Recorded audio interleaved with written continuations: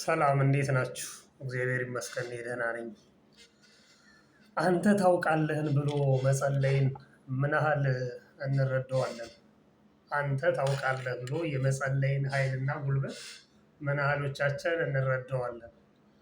ነገር ግን ከጸሎት ሁሉ በላይ ይልቃል። ምክንያቱም አንድ ሰው አንተ ታውቃለህ ብሎ ነገሮችን ለፈጣሪው መተው ቻለ ማለት ተማረከ ማለት ነው። እጅ ወደ ላይ ማለት ነው። ሁሉን ነገር አድራጊና ፈጣሪ እግዚአብሔር እንደሆነ አምኗል ማለት ነው ያ ሰው። አንተ ታውቃለህ ብለን ከተውን ከኛ የሚሆን ነገር ምንም እንደሌለ ሁሉን እርሱ እንደ ፈቃዱ እንደ ከሃሊነቱ እንደሚሰራው አምነናል ማለት ነው። እግዚአብሔር ደግሞ ከዚህ በላይ የሚፈልገው ነገር የለም። መማረክን ይፈልጋል፣ እጅ ወደ ላይን ይፈልጋል። ቀናተኛ አምላክ ነውና የምንመካበት እርሱና እርሱ ብቻ እንዲሆን ይፈልጋል። ቀናተኛ ስላችሁ በአምልኮቱ ማለት ነው እንጂ እኛ በምናገኘው በምድራዊ የኛ ቁሳዊ ግብዓቶቻችን ላይ ማለት አይደለም። በአምልኮቱ እግዚአብሔር ቀናኢ አምላክ ነው። ከሱ ውጪ ሌላ እንድናመልክ አይፈልግም። በሰማይ በምድር በጥልቅ ይሁን በየትኛውም ስፍራ ሊመለክ የሚገባው እርሱ ዓለምን ፈጥሮ የሚገዛ አጋዕዝተ ዓለም ሥላሴ ቅዱስ እግዚአብሔር ብቻ በመሆኑ በአምልኮቱ ሌላ ደባል ልናስገባ አይገባም ማለት ነው። ደባል ስንል እንግዲህ ብዙ ነገሮች አሉ አይደል? ባዕድ አምልኮ ደባል ነው። ለሌላ አምልኮ፣ ለሌላ ነገር፣ ለሌላ ለተፈጠረ ነገር አምልኮ መስጠት ማክበር አይደለም። ማወደስ ተገቢውን ክብር መስጠት አይደለም። ምናልባት የዋሃን እንደሚሉት ቅዱሳንን ማክበር ማመስገን ወይም ደግሞ በጸጋ እጅ መንሳትና መስገድ የጸጋ ስግደት ማቅረብ ማለት አይደለም። የአምልኮን ክብር፣ የአምልኮን ቦታ፣ የአምላክነትን ስፍራ ለማንም መስጠት አይገባም። ይህን ባለማድረግ ህይወታችንን ሁሉ አንተ ታውቃለህ ጌታ ሆይ ስንተኛም ስንነሳም ብለን የምንል ከሆነ በልባችን በአእምሯችን ለእግዚአብሔር ተማርከናል ማለት ነው። መማረክን የሚያህል ትልቅ ነገር የለም። መሰጠት ማለት ነው፣ መተላለፍ። ሁሉ ነገር ከኔ ውጪ ነው፣ አንተ ነህ አግቤ አውጪ አኗሬ፣ የምታውለኝ የምታሳድረኝ አንተ ነህ ብሎ ማመን ማለት ነው። አንተ ታውቃለህ የምትለው ጸሎት በጣም ጉልበት አላትና ማለት ነው። ሌላው ማምለክ ሲባል ደግሞ ምንድን ነው? ሌላ ከእግዚአብሔር ውጪ ማምለክ ማለት መጠጊያ ማበጀት፣ እርሱን ተገን ከማድረግ ሌላ ተደራቢ መያዝ። ኢት ሚንስ ምን ማለት ነው? ለምሳሌ ሰው ሃይማኖት አለኝ እግዚአብሔርን አውቀዋለሁ አመልከዋለሁ እያለ ስለ መዋሉ፣ ስለ ማደሩ፣ ስለ መብላቱ፣ ስለ መጠጣቱ፣ ስለ ማግኘቱ፣ ስለ ማጣቱ፣ ስለ ጤንነቱ ግን በራሱ እውቀት በራሱ ገንዘብ ሊሆን ይችላል ወይ በዘመዶቹ የሚመካ ከሆነ በተለያየ በሚታዩ ቁሳዊ ነገሮች ደግሞ የሚመካ ከሆነ ይህ ሰው ባዕድ አምልኮ ጀምሯል ማለት ነው። አንተ ታውቃለህ ብሎ መጸለይ አልቻለም ማለት ነው።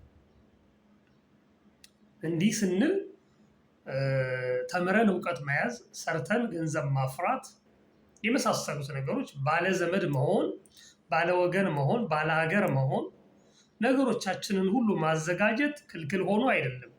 ነገር ግን እነሱን ሳይቀር የሰጠን የሚጠብቅልን ጥቅም ላይ የሚያውልልን ማን መሆኑን ማመን፣ እግዚአብሔር ብቻ መሆኑን ማመን አለብን ማለት ነው። እሱ የሌለበት ግዝፈት፣ እሱ የሌለበት ማንኛውም የሚታይም የማይታይም አቅምና ጉልበት ከንቱ ነው። እርሱ ራሱ ክርስቶስ እንደነገረን ከእኔ ጋር የማያከማች እርሱ ይበትናል እንደተባለ ኢት ሚንስ እኔን የማያስቀድም አንተ ታውቃለህ፣ ሁሉ ነገር በአንተ እጅ ነው፣ ጤንነቴም መግባት መውጣቴም ማደር መዋሌም ሁሉ በአንተ እጅ ነው ብሎ የማያምን አንተ ታውቃለህ ብሎ ለውስጡ የማይነግር ሰው ቢኖር እየሰበሰበ እንኳን ቢመስለው ምን ይሆናል? ይበትናል ማለት ነው።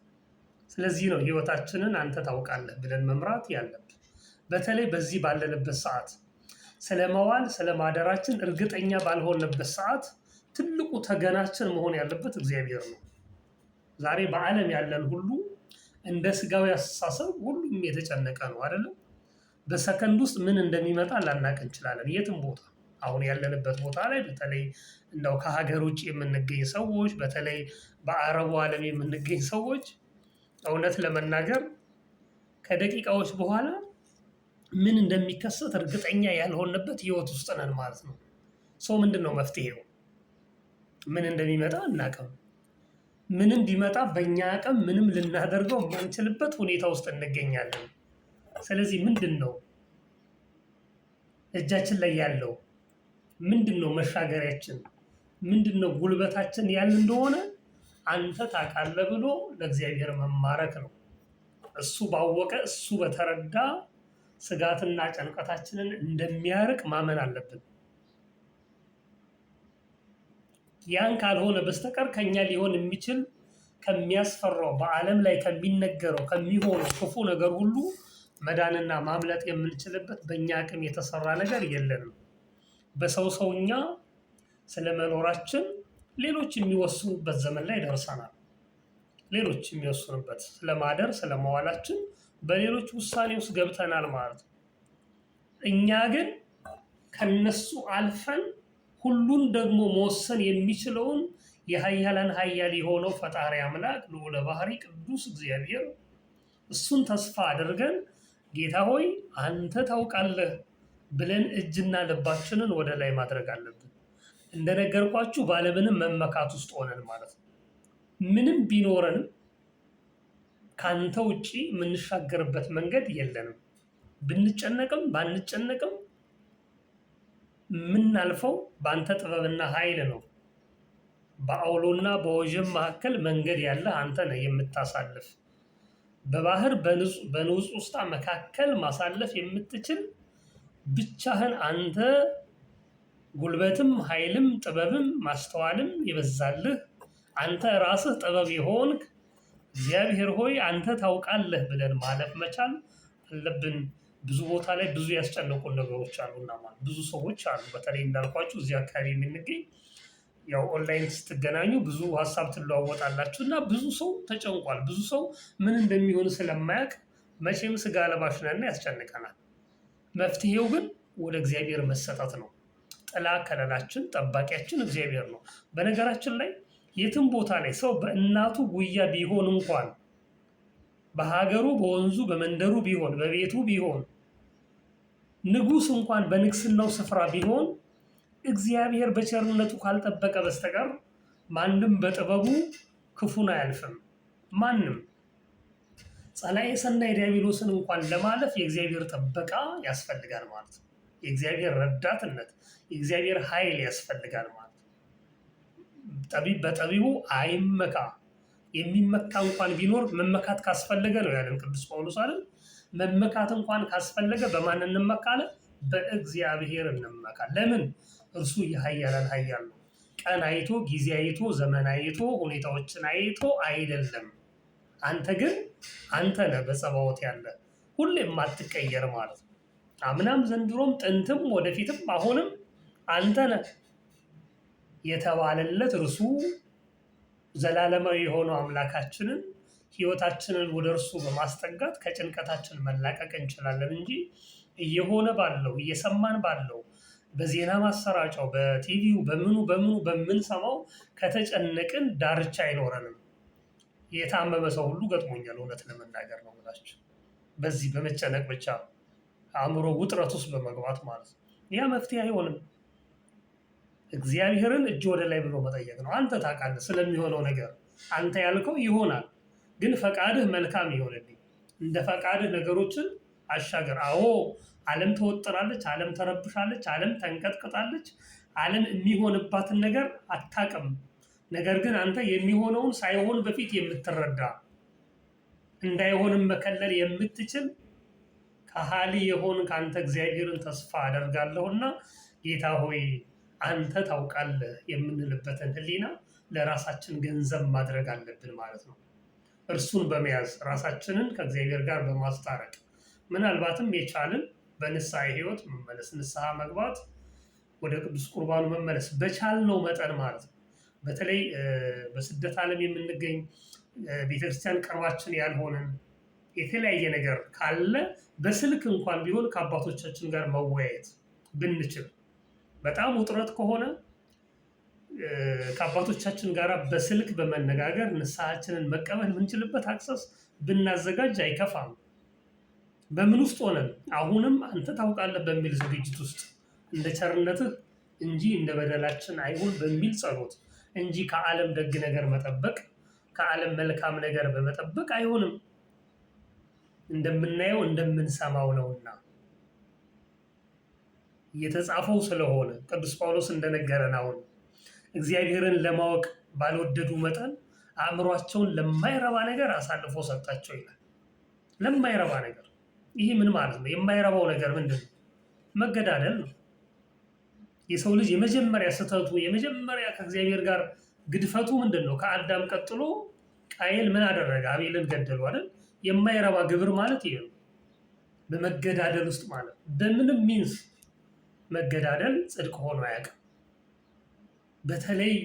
በተለይ ስለኛ መገደል፣ ስለኛ ሞት፣ ስለኛ ስቃይና ስለኛ የሲኦል መከራ የገሃነም ፍርድ ራሱን አሳልፎ እኛን ሆኖ ከእመቤታችን ከቅድስት ድንግል ማርያም ከስጋዋ ስጋ ከነፍሷ ነፍስ ነስቶ በምድር ላይ ከተገለጠው ከክርስቶስ ኢየሱስ ሞታችንን ድል ከነሳው በኋላ ማንም ሰው መገዳደል የለበትም። ለምን? ተቀይሯል። የሞት ጊዜው የሞት ኃይሉ ተደምስሷል። አሁን የህይወት ዘመን ነው። በህይወት ዘመን በመነጋገር ችግሮቻችንን በመወያየት መፍታት፣ በመስማማት ውስጥ በመነጋገር ውስጥ መኖር እንጂ አንዱ አንዱን በመግደል የሚመጣ ሰላም፣ የሚመጣ መረጋጋት፣ የሚመጣ ብልጽግና፣ የሚመጣ እድገት፣ የሚመጣ ጥሩ ነገር በምድር ላይ ይሆናል ብላችሁ መጠበቅ የዋህነት አልፎ ሞኝነት ነው ወይም ክፉነት ነው ማለት ነው። በዛ ጥበብ ውስጥ እግዚአብሔር የለም። ለምን? እርሱን ለማወቅ የምናደርገው ጥረት ስለተቋረጠ ማለት ነው። እሱን ላለማወቅ በምንሄደው ሂደት ውስጥ አእምሯችን ለማይረባ ነገር ሆነ። በመገዳደል ውስጥ እንሞጋገሳለን። ይህን አልገደልኩ፣ ይህን አልገደለብኝ፣ እንዲህ እያልን የበለጠ በመግደላችን እንኮፈሳለን። ነውር በመሆነው ግብራችን ትልቅ ነገር እንዳደረግን እንሄዳለን። ለምን? በጥበባችን ውስጥ እግዚአብሔር የለም ማለት ነው። ቀዳሚሃ ለጥበብ ፈሪሃ እግዚአብሔር ብሏል ቅዱስ ዳዊት ማለት ነው። የጥበብስ መጀመሪያ፣ የእውቀትስ መጀመሪያ፣ የስልጣኔስ መጀመሪያ፣ የሁሉም የእድገት ሁሉ መጀመሪያ መሰረቱ ማን ነው? እግዚአብሔርን ማወቅ ነው። ስለ እግዚአብሔር በጥበብ ውስጥ መኖር ነው። ከእግዚአብሔር ጋር አብሮ መኖርን ያሳያል ማለት ነው። ስለዚህ በዚህ ውስጥ እንደ መፍትሄ እንደ መሻገሪያ ሊሆን የሚችለው ህይወታችንን ወደ እርሱ ማስጠጋት። የፈጠርከን አምላክ አንተ ታውቃለህ። ትላንትም ባንተ እጅ ነበረች፣ ዛሬም ባንተ እጅ ነች፣ ነገም ደግሞ ባንተ ሆና ትቀጥላለች። ስለዚህ እንደ ቸርነትህ ብትወድስ አይደል ያለው ራሱ እንኳን ለአርያ ለቤዛነት ሲጸልይ ሲያሳየን በመከራችን ጊዜ እንዴት መጸለይ እንዳለብን ሲገልጽልን በጸሎተ ሐሙስ ጌታችን አምላካችን ኢየሱስ ክርስቶስ ክብር ምስጋና ለእርሱ ይግባውና ምንድን ነበር ያለው? አባት ሆይ ብትወድስ ይቺ ጽዋ ከኔ ትለፍ ነበር ያለው። እንደ ፈቃድህ አድርገው ማለት ነው። እንደ እውቀትህ እንደ ካህሊነትህ ይሁንልኝ ማለት ነው። ያን ነገር ይዘን እንድንኖር ያስፈልጋል። በያለንበት እግዚአብሔር ከሁላችን ጋር ይሁን። ተጽናንተን በርትተን እግዚአብሔርን ተስፋ አድርገን ጥበብ መጠጊያችንን እሱን ብቻ አድርገን ይችን ዘመን ይችን የፈተና ጊዜ እንድናልፍ ለንስሐ ሕይወት ለቅዱስ ቁርባኑ እንድንበቃ በእምነት በሃይማኖት እንድንጸና እውነት ወደሆነ ወደ ሀገራችንም እንድንመለስ ቸርነቱ እንዲበዛልን የአምላካችን ቅዱስ ፈቃድ ይደረግልን። በዚች አጭር ሰዓት የመከረ የገሰጸን አምላካችን ያጽናናን ፈጣሪ እግዚአብሔር አምላካችን ክብር ምስጋና ይድረሰው። እግዚአብሔር ይስጥልኝ፣ አመሰግናለሁ። መልእክቱ ለሌሎች እንዲደርስ ሼር፣ ኮፒ ሊንክ እና ላይክ ማድረጋቸውን አትርሱ። ሰላም ይብዛልን።